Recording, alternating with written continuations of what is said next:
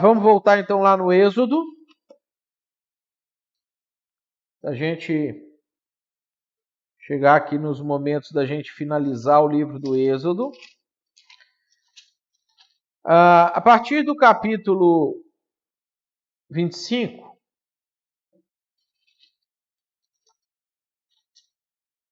Deus ele vai explicar como que eles deveriam construir o primeiro local físico de adoração a Deus. Deus então estava no monte até esse momento, e Deus fala com Moisés assim, mas nós vamos sair daqui, que nós vamos ir para a terra, então nós não vamos ficar conversando aqui no monte mais.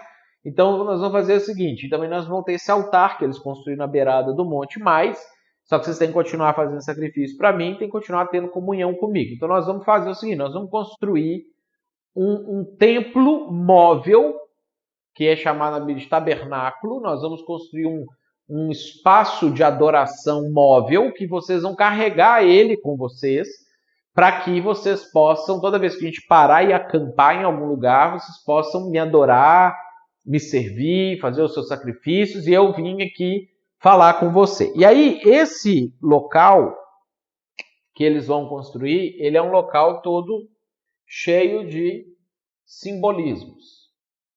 Então eu vou fazer um desenho aqui, não é escala perfeita, infelizmente eu não sou um bom desenhista.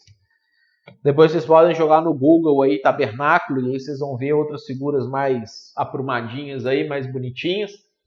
Mas a ideia aqui é só para a gente ter uma noção daquilo que, como é que funcionava isso aqui. Tá? Então tinha, isso aqui era o tabernáculo, tá? Ele tinha dois espaços. Esse espaço de fora, ele era aberto, céu aberto, tá? Não tinha nada por cima. E esse espaço de dentro era fechado, tá? Eu só não vou fechar aqui com um telhado ilusório aqui, porque eu preciso desenhar os negócios aqui dentro para a gente poder enxergar. Então, isso aqui era o tabernáculo, e eu vou explicar como é que funcionava, quais eram os elementos. Depois você pode ler do 25 em diante, para você ver os detalhes disso tudo aqui, e aí você vai entender teologicamente o que significa esse local. Primeiro espaço que existia, então o pecador estava do lado de fora aqui, vivendo na vida dele, na casa dele. Ele vinha no caminho e ele entrava nesse primeiro espaço do tabernáculo aqui, que era chamado de átrio. Tá? Esse local, o átrio, o espaço externo, era chamado do caminho do pecador, que era um local separado de Deus. A gente vai ver onde é que Deus estava nessa situação. Isso aqui simbolizava que o homem, por causa dos seus pecados, ele não podia estar junto a Deus. Ele não podia se aproximar de Deus. Nesse espaço aqui, externo, no átrio, eles tinham um altar, que era mais ou menos uma coisa assim, ó, que eles colocavam a lenha aqui embaixo, e aqui em cima eles colocavam tipo uma grade, como se fosse uma grelha, como se fosse um troço assim.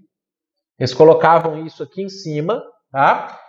Jogava lenha aqui embaixo, acendia o fogo, esse fogo aqui ficava pegando fogo o dia inteiro, tá? Ele ficava mais ou menos aqui na entradinha. Então aqui tinha tipo uma escada, porque esse negócio era mais alto assim. Então o sacerdote ele subia aqui e era aqui que ele fazia o sacrifício para Deus. Então o povo trazia suas ovelhas, seus novilhos, seus pombinhos e faziam sacrifícios. Na próxima aula a gente vai estudar um pouco os sacrifícios em si para a gente entender o que significavam esses rituais aqui. Isso aqui, o altar, simbolizava a justificação, que é o ato de que Deus vai trocar o seu pecado pelo pecado do bicho que você matava e queimava ele ali em cima. Então, simbolicamente, eles matavam o animal literalmente, né? E isso simbolizava, simbolicamente, que o pecado da pessoa passava para o animal morria por causa do pecado, já que o salário do pecado é a morte, sempre que a pessoa peca, ela tem que morrer. isso passava para o animal, aí eles queimavam o animal ali no altar como um sacrifício, como um holocausto ao Senhor. E aqui tinha também uma pia de bronze que tinha uma água ali de purificação que simbolizava que as pessoas então lavavam-se e se purificavam dos seus pecados e se consagravam a Deus, tá? Aí, dentro desse espaço aqui, o povo, tá? O povão não podia entrar por conta daquela situação que eles tinham falado com Deus, que eles não queriam ser sacerdote, que era para Deus nomear um sacerdote. Então, Deus nomeou uns sacerdotes, vamos colocar os sacerdotes vermelhos aqui, que ficavam, uns ficavam aqui no altar fazendo sacrifício, outros ficavam limpando, ficavam organizando, e alguns desses sacerdotes podiam entrar dentro desse lugar. Então, esse lugar aqui era fechado, com uma cabana, um teto por cima e tudo, era um local fechado. Só o sacerdote podia entrar aqui dentro. Aqui dentro, a gente tinha... esse local era chamado de o lugar santo, tá? E a gente tinha aqui uma mesa com pães sagrados, que eram chamados de pães da proposição, ou coloquei aqui o Lechem Panim, os pães que estão diante de Deus, os pães que estão na face de Deus, tá? E a gente tinha aqui também uma menorá, que era um castiçal com 7 velas, 7 bocais aonde pegava fogo ali e eles acendiam isso aqui. Esses elementos eles vão ser trazidos na Bíblia como uma representação, isso posteriormente, representação de Jesus. É isso que Jesus fala lá em João capítulo 6, quando ele vira para o pessoal e fala assim, vocês estão andando atrás de mim porque eu multipliquei pães, vocês se fartaram, encheram barriga de pão, não sei o quê, agora eu sou o pão. Eu sou o pão vivo que desceu dos céus. Quando Jesus fala isso, Jesus está fazendo uma referência a isso aqui. Ele está falando que ele é esse lechem panim, esse pão que assiste à face de Deus, que está diante da face de Deus. E aí, se a gente abrir lá em Isaías, capítulo 11, vamos abrir lá em Isaías, capítulo 11, para a gente ver essa passagem aqui também. A gente vai ver o símbolo da menorá. Isaías, capítulo 11, no versículo 1, fala de Jesus, do tronco de Jessé sairá um rebento e das suas raízes um renovo, isso é Jesus. E aí no 2 fala do Espírito Santo. Repousará sobre ele o Espírito do Senhor, o Espírito de sabedoria e de entendimento, o Espírito de conselho e de fortaleza, o Espírito de conhecimento e de temor do Senhor. Que depois, em Apocalipse, João vai chamar isso de os 7 Espíritos de Deus. Então, esse castiçal, ele simbolizava o Espírito Santo. Esse castiçal, ele nunca podia apagar. Os sacerdotes, eles tinham a função diária de ficar alimentando, ele era tipo um troço grande assim, ele tinha tipo uns bocalzinhos aqui, uns lugarzinhos para caber um líquido, e eles tinham que ficar alimentando isso aqui de óleo diariamente, o tempo inteiro, para nunca o fogo apagar. Tinha que queimar esse fogo 24 horas por dia, 7 dias por semana, 354 dias por ano, porque o ano deles era do calendário lunar, não era igual o nosso, que é solar, de 365 dias por ano. Então, isso é o que Paulo vai falar lá em Tessalonicenses, quando ele diz assim, não apagueis o Espírito Santo. É essa referência que Paulo está fazendo lá em Tessalonicenses. Então você vê assim, a Bíblia está toda ela interligada, toda ela está conectada, esses símbolos aqui, todos eles têm uma representação muito, muito grande. Aí, deixa eu aumentar um pouco o espaço aqui. No fundo desse espaço aqui, que era chamado, isso aqui é o átrio, tudo era o tabernáculo, esse pedaço de fora é o átrio, esse pedaço de dentro é chamado de lugar santo, ou santo lugar, dependendo da versão que você usar. Aqui dentro tinha uma cortina grossa, feita com um tecido muito grosso, era um troço bem pesado, bem grande, assim, bem robusto, tá? Que separava esse lugar aqui de um outro lugar aqui dentro. Esse lugar aqui dentro chamava Santo dos Santos, ou Santíssimo Lugar, tá? O Santo dos Santos era o local onde ficava a Arca da Aliança. O que era a Arca da Aliança? Deus mandou o Moisés fazer uma caixa. Então, deixa eu apagar a menorá aqui, o candelabro, para a gente poder falar. Deus mandou Moisés fazer uma caixa e dentro dessa caixa, Deus mandou Moisés colocar 3 elementos, que vão ser elementos simbólicos na caminhada do povo de Israel. Isso vai aparecer um pouquinho mais na frente. Ele tinha que colocar os rolos da lei, as tábuas da lei, as tábuas dos 10 mandamentos, que depois Deus deu aquilo que Deus tinha falado verbalmente para o povo. Tem um momento mais na frente que então Deus dá as tábuas, Moisés quebra aquilo ali, e aí Deus manda Moisés fazer outras tábuas, a gente vai ver isso aqui daqui a pouco.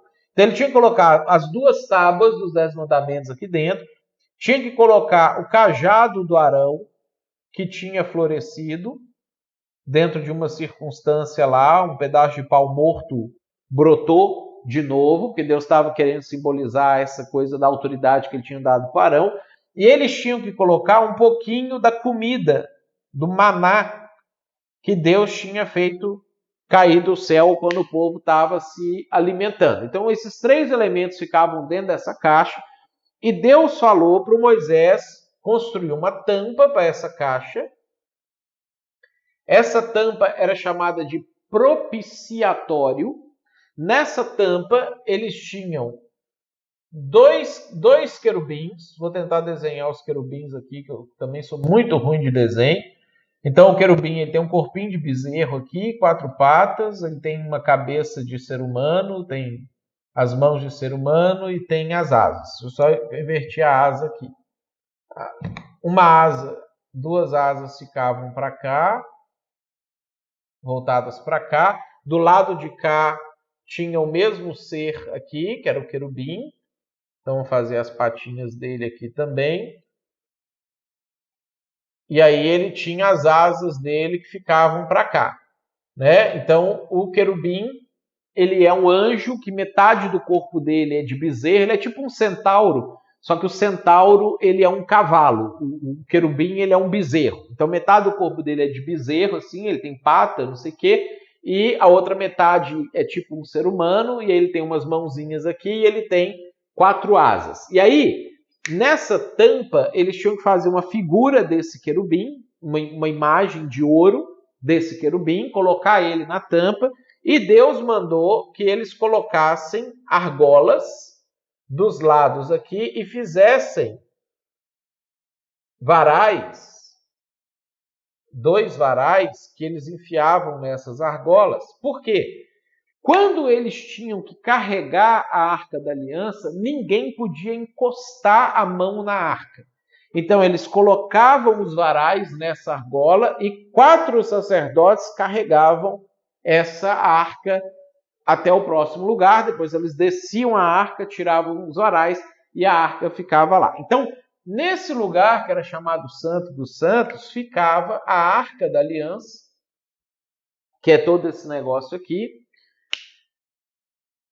que representa o trono de Deus Pai, o local onde Deus fica lá no céu. Lá no céu, onde Deus está agora, nesse momento que a gente está conversando aqui, ele tem um trono, ele tem um espaço onde ele fica, onde ele assenta naquele trono, e tem querubins de verdade que ficam com as asas por cima. Essa é a figura que, se você morrer agora, você vai chegar lá e você vai ver isso acontecendo. Se você não morrer agora, daqui a alguns anos você vai morrer, você vai chegar e você vai ver isso. Você vai chegar diante de Deus e você vai ver essa cena. Então o que Deus falou assim? Eu quero que você faça uma representação dessa cena na arca. Uma vez por ano, a gente vai estudar isso, acho que na última aula, se não me engano, desse semestre, o sacerdote fazia um sacrifício diferente de todos os outros. Aí, quando eu explicar ele, você vai entender isso aqui. E ele pegava o sangue desse sacrifício, ele entrava aqui dentro E aí ele entrava no Santo dos Santos, e aí ele colocava o sangue desse animal no propiciatório, para que Deus perdoasse o pecado de todo o povo de Israel. Isso acontecia na festa do Yom Kippur, ou do dia da expiação, o dia do perdão, quando todo o povo de Israel fazia um jejum de 24 horas e pedia a Deus perdão pelos pecados. Tá? Então, esse espaço aqui dentro, atrás desse véu grosso, desse véu espesso, era o local que o sacerdote, o sumo sacerdote, oficiava para o perdão de pecados de todo mundo. O que aconteceu? Esse véu é o véu que no dia que Jesus morreu, se você ler lá em Mateus capítulo 27, na hora que Jesus morreu, esse véu rasgou de alto a baixo e abriu. E aí a arca, que aí não tinha mais a arca, que eles já tinham sumido com a arca, mas o espaço do Santo dos Santos ficou exposto para as pessoas. Por isso que fala que o véu se rasgou. Quando Jesus morreu, o véu se rasgou. E o que significa o véu ter se rasgado? Abre comigo lá em Hebreus. Lá em Hebreus.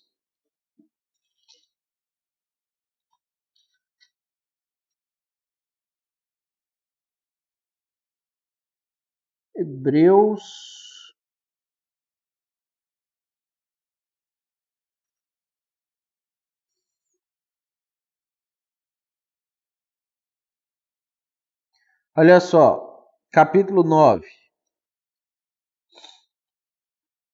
Hebreus, capítulo 9.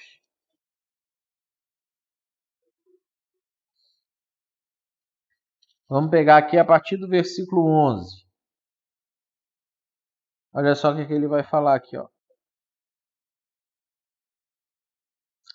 Quando, porém, veio Cristo como sumo sacerdote dos bens já realizados, mediante o maior e mais perfeito tabernáculo, não feito por mãos, quer dizer, não dessa criação, não por meio de sangue de bodes e de bezerros, mas pelo seu próprio sangue, entrou no Santo dos Santos uma vez por todas, tendo obtido eterna redenção. Olha só o que ele vai falar. Que quando Jesus ele morreu, esse é o significado pleno da morte de Jesus. É como se ele tivesse toda essa representação aqui, que tinha que ser repetida pelos judeus ano após ano, porque era uma representação imperfeita da conexão deles com Deus. Quando Jesus morreu, o véu rasgou por causa disso. Jesus entrou espiritualmente, simbolicamente, no Santo dos Santos e ofereceu o sangue dele para que não fosse mais necessário que as pessoas fizessem sacrifícios de animais para ter perdão dos pecados. Então, tudo isso aqui Deus constrói para simbolizar o que iria acontecer quando o Messias viesse. Deu para entender isso aqui, gente? Tem uma pergunta aqui, ó. Leonardo. Exatamente. No céu existe um santuário que é conforme essa representação. Quando Deus chama Moisés para construir isso aqui, está lá no Êxodo ali do 25 e diante, ele fala para Moisés assim, Moisés, faz conforme o modelo que você viu. Ou seja, Moisés ele teve acesso, ele teve uma visão do céu, Deus mostrou para ele como que é o céu, e aí manda que ele construa uma coisa conforme existe lá no céu, da maneira como existe lá também. Deu para entender essa questão do tabernáculo? Alguma pergunta, algum comentário? Não, o povo judeu ele não sacrifica mais porque eles não têm templo. O que aconteceu? Na época de Davi, o Davi resolveu que ao invés de ter um tabernáculo, eles iam ter um templo físico fixo. Então, Davi ia abolir isso aqui, construir o templo. Deus não deixou Davi construir, falou: você não, que você sujou sua mão de sangue. No caso do Urias lá, eu não quero que você coloque sua mão nisso aqui, porque isso aqui é santo. Aí ele falou, mas o seu filho Salomão pode. Aí Salomão pegou, quando assumiu o reinado, e aí ele construiu uma representação disso aqui, só que físico, lá no monte do templo, onde tem aquela mesquita de ouro dos muçulmanos hoje em dia. E aí, o que acontece? Ele faz a mesma representação, espaço, o átrio, o santo lugar, santo dos santos, exatamente o que era o tabernáculo. Depois, aquilo é destruído por Nabucodonosor, é reconstruído por Zorobabel ali, depois que Neemias reconstrói a cidade, eles então vão reconstruir o templo. Herodes reforma. Então, na época de Jesus existia isso aqui, só que físico, um espaço físico. Quando os romanos invadem Jerusalém, eles destroem o templo, e como Deus proibiu fazer sacrifício fora do templo, os judeus não podem mais fazer sacrifício. Tem umas seitas do judaísmo, que é uma minoria, um pessoal minúsculo, que de vez em quando aparece ali, eles fazem um sacrifício, mas isso não é o judaísmo oficial. O judaísmo ortodoxo oficial não pode fazer sacrifício fora do templo. E eles não conseguem reconstruir o templo por causa daquela mesquita que está lá e o medo que eles têm de destruir aquilo ali, levantar a ira dos árabes e aquilo virar uma guerra. Certamente o dia que acontecer isso aí vai virar. Mas a gente sabe que o terceiro templo vai ser reconstruído porque ele aparece nas profecias do tempo do fim. Do Apocalipse, de Daniel, quando Jesus for voltar e o anticristo vier e etc., vai ter o templo de novo lá, o sacrifício dos judeus vai ser restabelecido, eles vão voltar a fazer o sacrifício, e aí isso aqui vai estar. Então isso é uma coisa das profecias que faltam ainda para cumprir, para a gente conseguir fechar a questão da escatologia, né?